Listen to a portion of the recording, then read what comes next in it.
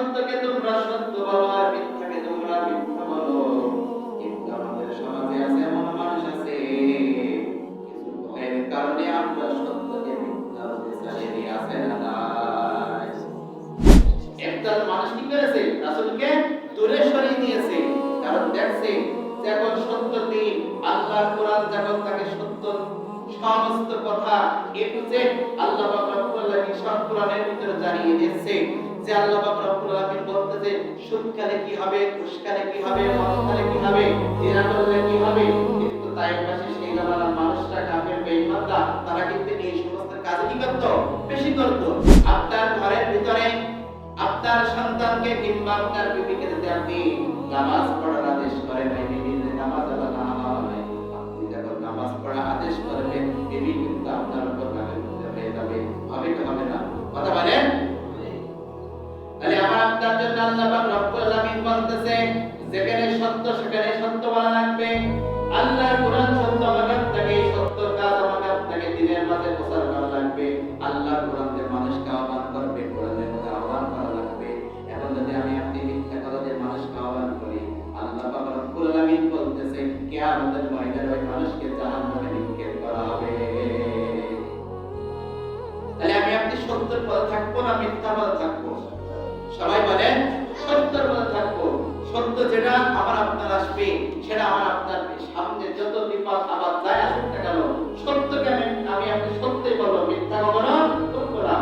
যেমন দেখেন আল্লাহ পাক রব্বুল আলামিন এই কোরআন দিয়েছে আমার আপনার জন্য জীবন বিধান হিসেবে। আমি আপনি এই কোরআনের সমস্ত কিছু কাজ করতে হবে। আমার আপনার পারিবারিক জীবন, আমার আপনার জীবন, আমার আপনার সমাজ, রাষ্ট্র যাই আসুক না কেন, আমাকে আপনাকে কি করতে হবে? এই কোরআন দিয়ে আমাকে আপনাকে মানতে হবে।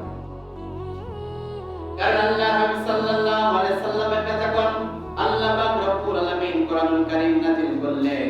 আল্লাহ নবী সাল্লাল্লাহু আলাইহি সাল্লাম এই কোরআন দিয়ে পরিবার চালালো, এই কোরআন দিয়ে জীবন চালালো, এই কোরআন দিয়ে আল্লাহ নবী সাল্লাল্লাহু আলাইহি সাল্লাম রাষ্ট্র চালালো, পার্লামেন্ট চালালো। সুতরাং আমাকে আপনাকে কিন্তু সেই কোরআনকে ভালোবাসতে হবে আর কোরআন দিয়ে আমাকে আপনাকে কাজ করা লাগবে। এখন যদি আমি আপনি কোরআন বাদে যে কোনো কাজ করি, এখন আমি আপনাকে বলতে পারবো যে এই যে একটা কাজ করতেছি, ধরে আমি আপনি এখন রাস্তা দেখতে যাচ্ছি, হাদিসের ভিতর আসতেছে রাস্তার মাঝখানে বড় একটা সাদা কিংবা কোনো একটা কিছু পড়ে থাকলে আমি আপনি দেশ করে দিই, তাহলে আমি আপনি সুন্নাত আদায় করব। সুবহানাল্লাহ। এখন যদি আমি আপনি না জানি তাহলে আমি আপনি এটা করব?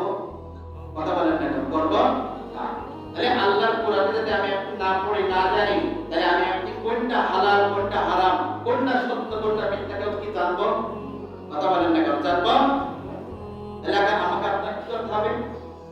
কোরআন শিখতে হবে, কোরআন মানতে হবে, কোরআন জানতে হবে। কিন্তু আজকে আমাদের সমাজে 100% এর ভিতরে মানুষ 97% মানুষ আমি আপনাদের কোরআনই পড়তে পারি না। আর পারি 5%? কথা বলেন না, কেন 3%?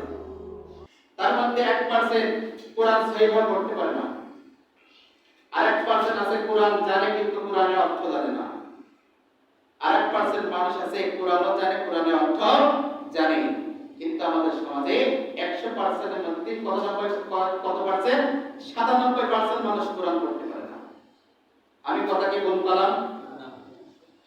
তাহলে আমাকে আপনাকে আল্লাহ পাক রব্বুল আলামিন যে কিতাব দিয়েছে সেই কিতাবের নাম কি? আল কোরআন। এখন যদি আল্লাহ পাক রব্বুল আলামিন কিয়ামতের ময়দানে জিজ্ঞাসা করেন, বান্দা তোমার কাছে একটা কিতাব দিয়েছিলাম আল কোরআন, এই কিতাব কি তুমি পড়েছো?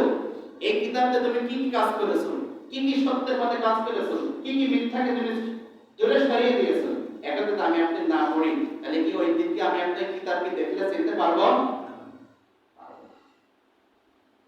তাহলে আমাকে আপনাকে আগে কোরআনকে ভালোবাসতে হবে, কোরআন শিখতে হবে, কোরআনের প্রতি আমাকে আপনাকে কি করতে হবে? আমল করতে হবে। আল্লাহ পাক রব্বুল আলামিন তারপরে কি বলছে দেখেন, ওয়া আকিমুস সালাতা ওয়া আতুজ যাকাতা ওয়ারকাউ মা'আর রাকিন। আর তোমরা সালাত কায়েম করো। সালাত কায়েম কেমন করে করতে হবে? আল্লাহ পাক রব্বুল আলামিন বলতেছে ওয়ারকাউ মা'আর রাকিন, যারা রুকু করে রুকুকারীদের সাথে তোমরা সালাত আদায় করো।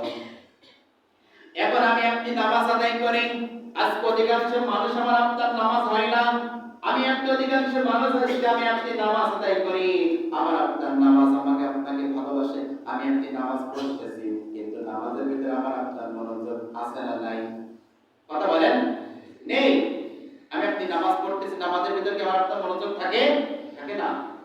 আল্লাহ রাসূল সাল্লাল্লাহু আলাইহি সাল্লাম বলতেছেন, নামাজের ভিতরে এমন ভাবে তোমরা গবেষণায় ঢুকে যাবা, নামাজ এমন একটা জিনিস, তুমি আমি আপনি যে আজকের এই জুম্মার নামাজ আদায় করতে এসেছি, আমার আপনার এমন ভাবে নামাজ আদায় করতে হবে যে আসরের নামাজ আমি আপনি পড়তে পারবো না, তার কোনো গ্যারান্টি আছে কি নাই? কথা বলেন, আমি আপনি আসরের নামাজ পড়তে পারবেন কোনো গ্যারান্টি আছে? নাই। রাসূল সাল্লাল্লাহু আলাইহি সাল্লাম বলতেছে তোমরা এমন ভাবে নামাজ আদায় করো যে তোমার এটাই হলো শেষ নামাজ। কিন্তু আমি আপনি কি করি? এমন মুসল্লি আছে যে নামাজে দাঁড়িয়ে মসজিদে কয়টা খানা তার গুনাহ হয়ে যায়। আছে না? কথা বলেন, আছে।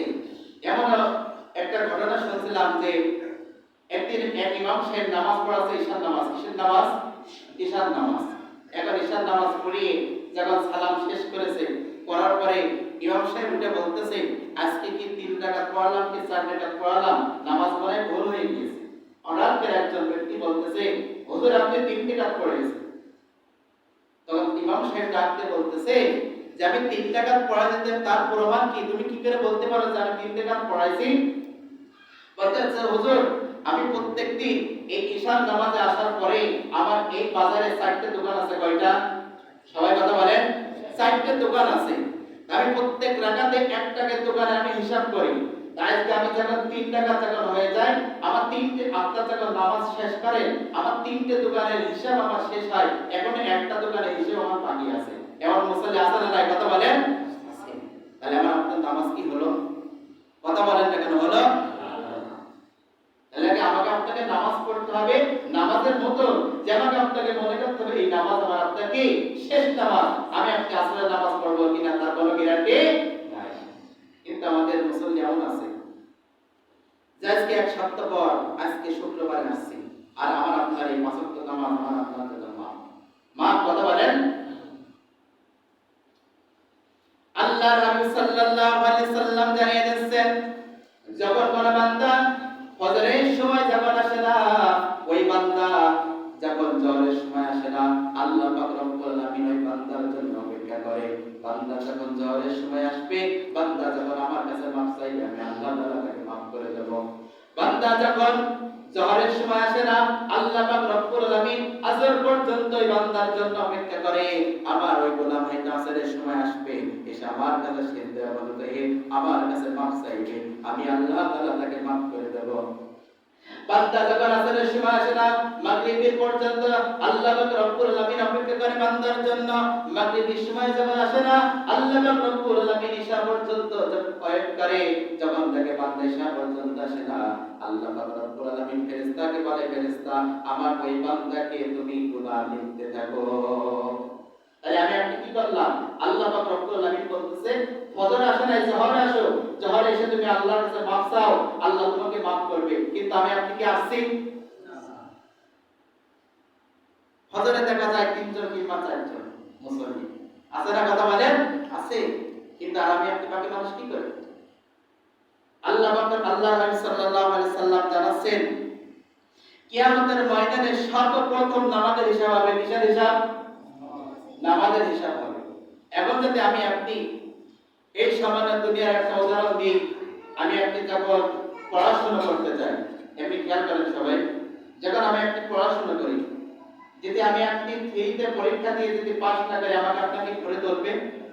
কথা বলেন, ধরবে না। আমাকে আপনাকে করতে হবে থ্রিতে পাস করে পড়তে হবে, আর পরে পাস করে ফাইভ করতে হবে। এইভাবে ধাপ আমাকে আপনাকে পড়াতে হবে। তাহলে যদি আমি আপনি মৃত্যুর পরে যদি আমার আপনার যখন নামাজের হিসাব হবে, এটা যদি আমি আপনি না দিতে পারি, আমি আপনি সামনে এগোতে পারবো না? কিন্তু আজকে আমাদের সমাজে মসজিদগুলো হয়ে যাচ্ছে কানা। দেখেন আগেকার জামানার, আজ থেকে 1000 বছর আগে মসজিদগুলো ছিল কাঁচা, কিন্তু মানুষের ঈমান ছিল কি? কথা বলেন, পাকা। এখনকার সমাজে মসজিদগুলো হয়েছে পাকা, মানুষের ঈমান হয়েছে কি? কাঁচা। কারণ আমার আপনার সে আল্লাহর ভয় আর নাই। আমি আপনি মনে করি আমার আপনার আজীবন আমি আপনি দূরেই থাকবো, কেউ আমি আপনি বিশ্বাস করি 100 বছর 200 বছর পৃথিবীতে বাঁচবো, কিন্তু আমাদের হায়াত হয়ে গেছে এখন কত জানেন? 60 থেকে 70 কিংবা 80 বছর। কিন্তু এই 60, 70, 80 বছর আমি আপনি জীবনের মায়ায়, দুনিয়ার মায়ায় আমি আপনি দেখেন সবকিছু বলে দিয়ে যাচ্ছি। যেই জায়গায় আমাকে আপনাকে অনন্তকাল থাকতে হবে, যে জায়গায় আমি আপনি চিরকাল থাকবো, কিন্তু সেই জায়গার চিন্তাকে আমি আপনাকে করছি সম্মানিত বিরহাদিন। এই জন্য আল্লাহ পাক রব্বুল আলামিন বলতেছে ওয়াকিমুস সালাত, বান্দা তোমরা সালাত কায়েম করো, ওয়ারকাউ মা'র রাকিন, রুকুকারীরা রুকু করে তাদের সাথে করো। অর্থাৎ যারা সত্যভাবে যারা দিন কায়েম করে নামাজ আদায় করতেছে তোমরা তাদের সাথে মিলিত হয়ে নামাজ আদায় করো। তারপর আল্লাহ পাক রব্বুল আলামিন বলতেছে আতা'মুরুনা আন-নাসা বিল বিররি ওয়া তানসাউনা আনফুসাকুম ওয়া আনতুম তাতলুনাল কিতাব আফালা তা'কিলুন। তোমরা কি মানুষকে ভুলে মানুষকে ভালো কাজের আদেশ দিচ্ছ না?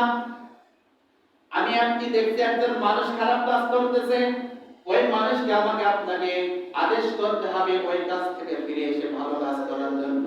কিন্তু আজকে আমাদের সমাজে এমন মানুষ হয়ে গিয়েছে, একটা মানুষ যদি খারাপ কাজ করে আমি আপনি আরো তাকে সেই খারাপের দিকে ঠেলে দিই।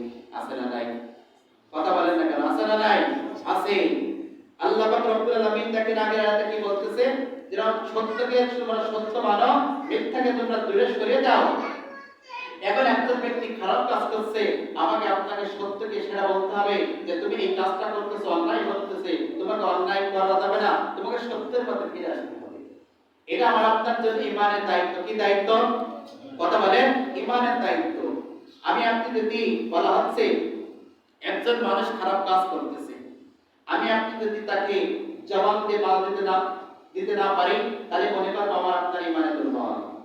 জবান দিতে যখন আমি আপনি দিতে পারবো না, তখন আমি আপনি দেখবো একজন মানুষ একটা খারাপ কাজ করতেছে, আমি আপনি হাতে তাকে বাধা দিতে পারছি, সে অন্যায় কাজকে আমি আপনি থামাতে পারতেছি, তাহলে মনে করবো আমার আপনার ঈমান আছে। যদি আমি আপনি তা বাধা না দিতে পারি, তাও মনে করবো আমার আপনার ঈমান নাই। এবার একজন মানুষ যদি খারাপ কাজ করে, আমি আপনি মনে মনে তাকে ঘৃণা না করি, তার ওই কাজটা থেকে আমি আপনি সাই দিই, তাহলে মনে করবো আমার ঈমান এখনো পরিপূর্ণ হয় নাই। আর আমি আপনি মনে মনে তাকে ধিক্কার জানাই, তাহলে আমি আপনি মনে করব কিছু হলে ঈমান আমার আছে। কিন্তু আজকে আমি আপনি কয়জন আছে একজন মানুষ অন্যায় করছে তাকে বাধা দিতে আছে? কথা বলেন, নাই। আমি আপনি মনে করি কি যে অন্যায় করছে করুক, কিন্তু আপনি সামনে দেখতেছেন আপনার এটা ঈমানের দায়িত্ব, আপনি যখন তাকে